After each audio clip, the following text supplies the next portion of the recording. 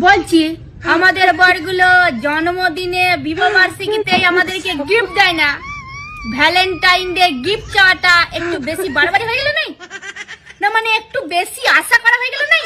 না মানে যে মানুষটা জন্মদিনে আর অ্যানিভার্সারিতে গিফট দেয় না সে নাকি আবার ভ্যালেন্টাইন ডে গিফট দেবে? ও তোমাদের দিতে পারে, কিন্তু আমার অত চওড়া কপাল নয় গো। সেই জন্য আমি ভেবেছি এই বছর একটা ফুল আর সামর্থ্য অনুযায়ী একটা গিফট দেবো। অন্তত পক্ষে পাওয়ার আশাটা নাই মেটুক, দিয়েই আশাটা মিটিয়ে নি, কিছু তো একটা হবে।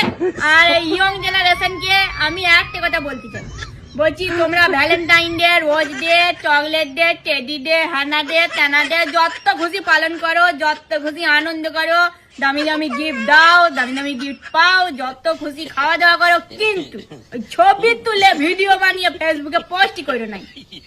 কারণ তোমাদের ওই পোস্ট গুলো দেখে আমাদের জীবনে জ্বলুনি ধরে যায়, আমাদের খুব হিংসা হয়, সত্যি করে বলছি। আর সেই হিংসা থেকে, জ্বলুনি থেকে আমাদের ঘরে অশান্তি হয়। কারণ আমাদের বরগুলো তো রোজ ডে, টেডি ডে, হানা ডে, টানা ডে, ভ্যালেন্টাইন ডে কোনো ডেই পালন করে না।